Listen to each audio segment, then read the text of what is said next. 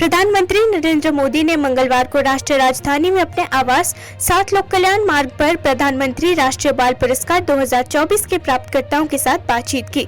प्रधानमंत्री ने प्रत्येक पुरस्कार विजेता को स्मृति चिन्ह भेंट किया और फिर उनके साथ खुलकर बातचीत की। बच्चों ने अपनी उपलब्धियों का विवरण साझा किया, जिसके कारण उन्हें पुरस्कार के लिए चुना गया है। संगीत, संस्कृति, सौर ऊर्जा, बैडमिंटन, शतरंज जैसे खेल जैसे विभिन्न विषयों पर चर्चा की गई। प्रधानमंत्री ने बच्चों से पराक्रम दिवस के महत्व के बारे में भी चर्चा की और उन्हें बताया कि सरकार कैसे नेताजी सुभाष चंद्र बोस की विरासत का सम्मान कर रही है। केंद्रीय गृह मंत्री अमित शाह ने मंगलवार को कहा कि 3 नए आपराधिक कानूनों के लागू होने के बाद भारत की आपराधिक न्याय प्रणाली अगले 5 वर्षों में दुनिया की सबसे आधुनिक प्रणाली होगी। गुजरात के गांधीनगर में नेशनल फोरेंसिक साइंसेज यूनिवर्सिटी के 5वें अंतर्राष्ट्रीय और 44वें अखिल भारतीय अपराध विज्ञान सम्मेलन में बोलते हुए शाह ने कहा कि ये एक महत्वपूर्ण मोड़ है, क्योंकि भारत की आपराधिक न्याय प्रणाली एक नए युग में प्रवेश कर रही है। उन्होंने कहा, संसद ने हमारी आपराधिक न्याय प्रणाली में सुधार के लिए 3 नए कानूनों अर्थात भारतीय न्याय संहिता द्वितीय, भारतीय साक्ष्य विधेयक द्वितीय और भारतीय नागरिक सुरक्षा संहिता द्वितीय को मंजूरी दे दी है। उन्होंने कहा कि इन 3 कानूनों का फोकस किस पर है? अपराधों पर अंकुश लगाने के लिए समय पर न्याय सुनिश्चित करना और दोष सिद्धि दर को बढ़ाना है। आंध्र प्रदेश और तेलंगाना एनसीसी निर्देशालय की एक विज्ञप्ति के अनुसार जब रक्षा मंत्री राजनाथ सिंह नई दिल्ली में गणतंत्र दिवस शिविर में शामिल हुए तो तेलुगु राज्यों के एनसीसी कैडेट ने एक समूह गीत प्रस्तुत किया। पूर्व एनसीसी कैडेट राजनाथ सिंह ने कैडेटों की उनके आत्मविश्वासी, स्मार्ट और प्रगतिशील आचरण के लिए सराहना की। समूह गीत में राष्ट्रीय कैडेट कोर के आदर्शों के प्रति कैडेटों की अटूट भावना और प्रतिबद्धता को दर्शाया गया है। प्रधानमंत्री नरेंद्र मोदी ने मंगलवार को महान स्वतंत्रता सेनानी नेताजी सुभाष चंद्र बोस की जयंती को पराक्रम दिवस के रूप में मनाया। समाचार एजेंसी एएनआई की रिपोर्ट के अनुसार प्रधानमंत्री मोदी ने लाल किले में पराक्रम दिवस समारोह में सक्रिय रूप से भाग लिया, जहां उन्होंने इस अवसर के लिए आयोजित एक प्रदर्शनी में नेताजी सुभाष चंद्र बोस की प्रतिमा का निरीक्षण किया। प्रधानमंत्री नरेंद्र मोदी ने मंगलवार को लाल किले में पराक्रम दिवस के अवसर पर भारत पर्व 2024 का अनावरण किया। बाद में प्रधानमंत्री मोदी ने पराक्रम दिवस के अवसर पर आईएनए के अनुभवी लेफ्टिनेंट आर माधवन को भी सम्मानित किया। बिहार के पूर्व मुख्यमंत्री कर्पूरी ठाकुर को उनके जयंती से एक दिन पहले कल देश के सर्वोच्च नागरिक पुरस्कार यानी भारत रत्न के लिए चुना गया है। केंद्र की घोषणा का प्रधानमंत्री नरेंद्र मोदी ने स्वागत किया। उन्होंने एक्स पर पोस्ट किया, मुझे खुशी है कि भारत सरकार ने सामाजिक न्याय के प्रतीक महान जननायक कर्पूरी ठाकुर जी को भारत रत्न से सम्मानित करने का फैसला किया है, और वो भी ऐसे समय में जब हम उनकी जन्मशती मना रहे हैं। बीजेपी नेता सुशील कुमार मोदी ने कहा, ऐसा कोई और नहीं कर सकता था, सिर्फ प्रधानमंत्री मोदी में ही ऐसा करने की ताकत है। उन्होंने गरीब लोगों के लिए लड़ने वाले व्यक्ति को सर्वोच्च नागरिक पुरस्कार भारत रत्न देने की घोषणा की है। भाजपा ने मंगलवार को कांग्रेस पर राम मंदिर के उद्घाटन का जश्न मना रहे लोगों की भावनाओं को नकारने की कोशिश करने का आरोप लगाया और कहा कि रामलला के तंबू से मंदिर में वापसी ही असली न्याय है, जिसका जिक्र राहुल गांधी ने अपने भारत जोड़ो न्याय यात्रा में किया था। भाजपा की ओर से ये टिप्पणी राहुल गांधी के उस बयान के बाद आई है जिसमें उन्होंने कहा था कि राम मंदिर की प्राण प्रतिष्ठा के बाद कोई खुशी का माहौल नहीं था। भाजपा के राष्ट्रीय प्रवक्ता शहजाद पूनावाला ने कहा, यह आश्चर्य की बात नहीं है कि जो राजनीतिक दल भगवान श्री राम के अस्तित्व को नकार रहा है, उसने अब कहा है कि श्री राम का अस्तित्व नहीं है और ये काल्पनिक है। आज वो राम उत्सव में डूबे भारतीयों की भावनाओं को भी नकारने का प्रयास कर रहे हैं। वो कह रहे हैं कि न कोई लहर है, न खुशी और जश्न मनाने का माहौल है और न ही राम भक्तों की भावनाएं हैं। कांग्रेस नेता राहुल गांधी ने मंगलवार को कहा कि उनके और उनकी पार्टी के तृणमूल कांग्रेस प्रमुख और पश्चिम बंगाल की मुख्यमंत्री ममता बनर्जी के साथ बहुत अच्छे व्यक्तिगत संबंध है। उन्होंने कहा कि दोनों ओर से आलोचनात्मक टिप्पणियों से आगामी लोकसभा चुनाव में सीट बंटवारे की बातचीत पर कोई असर नहीं पड़ेगा। आपको बता दें कि तृणमूल कांग्रेस ने मंगलवार को कहा कि वह असम में भारत जोड़ो न्याय यात्रा में भाग नहीं ले रही है। इसके कुछ घंटों बाद इसकी राज्य इकाई के प्रमुख ने कहा है कि टीएमसी कार्यकर्ताओं और नेताओं ने पूर्व पश्चिम कांग्रेस रैली का समर्थन किया है। टीपीसीसी अध्यक्ष और तेलंगाना के मुख्यमंत्री रेवंत रेड्डी 26 जनवरी को आदिलाबाद जिले के इंद्रवली से लोकसभा चुनाव के लिए पार्टी अभियान की शुरुआत करेंगे, जिसमें 12 से अधिक सीटें जीतने का लक्ष्य रखा जाएगा। रेवंत रेड्डी एक महीने के भीतर सभी 17 संसदीय क्षेत्रों में प्रचार करेंगे। पार्टी सूत्रों ने कहा कि रेवंत रेड्डी विधानसभा चुनावों में मिली बढ़त को लोकसभा चुनावों में भुनाने के लिए राज्य सरकार और कांग्रेस के बीच बेहतर समन्वय बनाने की कवायद भी शुरू करेंगे। कांग्रेस ने हाल के विधानसभा चुनावों में जिन 118 सीटों पर चुनाव लड़ा था, उनमें से 64 सीटें जीती और 9 लोकसभा क्षेत्रों में सबसे अधिक वोट हासिल किए। अयोध्या में बड़ी संख्या में श्रद्धालुओं के आने के बाद श्री राम जन्मभूमि तीर्थ क्षेत्र के मुख्य पुजारी आचार्य सत्येंद्र दास ने कहा, मैं सभी श्रद्धालुओं को आश्वस्त करता हूं कि वो रामलला के दर्शन कर सकेंगे।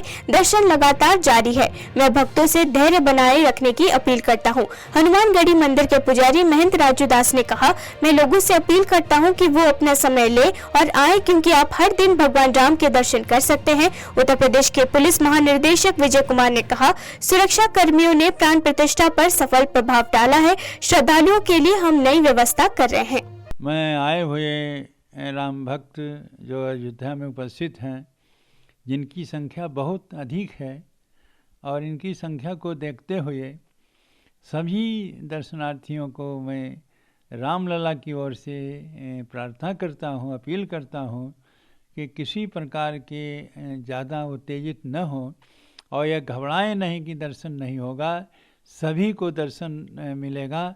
आज देखिए 7 बजे से दर्शन जो शुरू हुआ है वो अभी तक लगातार चल रहा है, क्योंकि जो हम दो घंटा के लिए विश्राम करते थे 12 बजे से 2 बजे तक, उस विश्राम को भी नहीं किया है और बराबर चल रहे हैं। इसलिए मेरे भक्तों, धैर्य से करें, शांति से दर्शन करें, जिससे सभी के दर्शन मिल जाए और किसी प्रकार की दुर्घटना न होने पावे।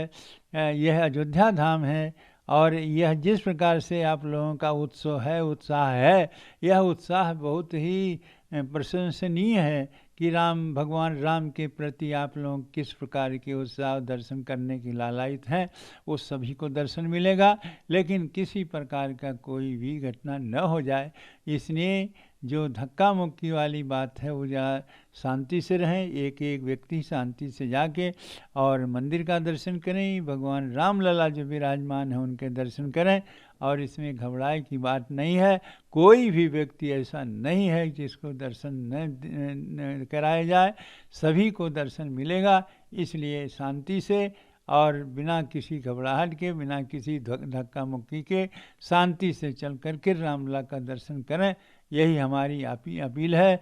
और इसे समझते हुए अपनी सुरक्षा और यहाँ हमारे जो अधिकारीगण हैं, उनकी पुलिस प्रशासन है, उनकी भी समस्या है, तो इसलिए सभी लोग शांति से और रामलला का दर्शन करें, लेकिन किसी प्रकार के कोई भी अनुचित कार्य न हो और कोई धक्का मुक्की न हो, किसी को कष्ट न हो। पूरे देश और दुनिया में रहने वाले सभी राम भक्त, सभी सनातनियों से मेरा अपील है, भव्य दिव्य नव राम जन्मभूमि मंदिर निर्माण कार्य संपन्न हुआ, प्राण प्रतिष्ठा हुई और पूरे देश से हर व्यक्ति, हर राम के भक्त, सनातन को मानने वाले, सनातन संस्कृति को मानने वाले एक ही भाव अयोध्या पहुंचे, अयोध्या आए, राम जन्मभूमि का दर्शन पूजन करें।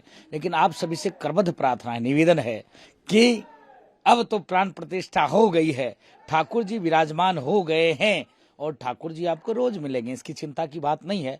आराम से आइए, क्योंकि आज की जो यहाँ पर राम भक्तों का जो जन सैलाब है, इसको भीड़ नहीं कहेंगे, आस्था का जो महाकुंभ उमड़ पड़ी है अयोध्या में, कई लाख तांता लगा हुआ है। इसके नाते आपसे करबद्ध प्रार्थना है, निवेदन है कि आप शांति बनाकर आराम से आइए, प्रभु आपसे जरूर मिलेंगे। प्राण प्रतिष्ठा में यूपी पुलिस के जवानों ने और अधिकारियों ने बहुत जीतोड़ मेहनत की और उन्होंने इसको सफल बनाया, और इसकी भूरी भूरी प्रशंसा सभी लोगों द्वारा की गई है।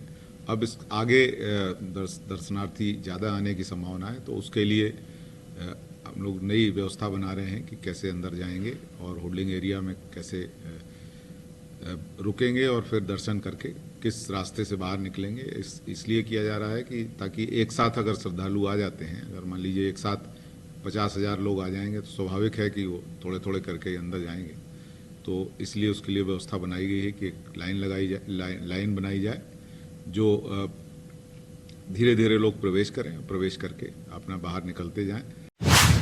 अखिल भारतीय आयुर्विज्ञान संस्थान एम्स भुवनेश्वर ने मंगलवार को ओडिशा में बेहतर स्वास्थ्य सेवाएं प्रदान करने के लिए ड्रोन के उपयोग का सफल प्रायोगिक परीक्षण किया। ड्रोन ने एम्स भुवनेश्वर से सामुदायिक स्वास्थ्य केंद्र तांगी तक 120 किलोमीटर की सफल यात्रा और वापस केवल 1.10 घंटे में पूरी की, जिसमें लगभग 2 किलोग्राम वजन की आवश्यक रक्त आपूर्ति की गई बिना किसी परिचालन समस्या के। एम्स के कार्यकारी निर्देशक डॉक्टर आशुतोष विश्वास ने इस सेवा के शुभारंभ की घोषणा की और वर्तमान लॉजिस्टिक तकनीकों के अतिरिक्त प्रौद्योगिकी को स्वास्थ्य देखभाल प्रणाली में शामिल करने के लिए एक मॉडल बनाने के लिए राष्ट्रीय संस्थान की प्रतिबद्धता की पुष्टि की। उन्होंने ड्रोन आधारित चिकित्सा आपूर्ति वितरण की दीर्घकालिक व्यवहार्यता सुनिश्चित करने के बारे में भी सुझाव दिया।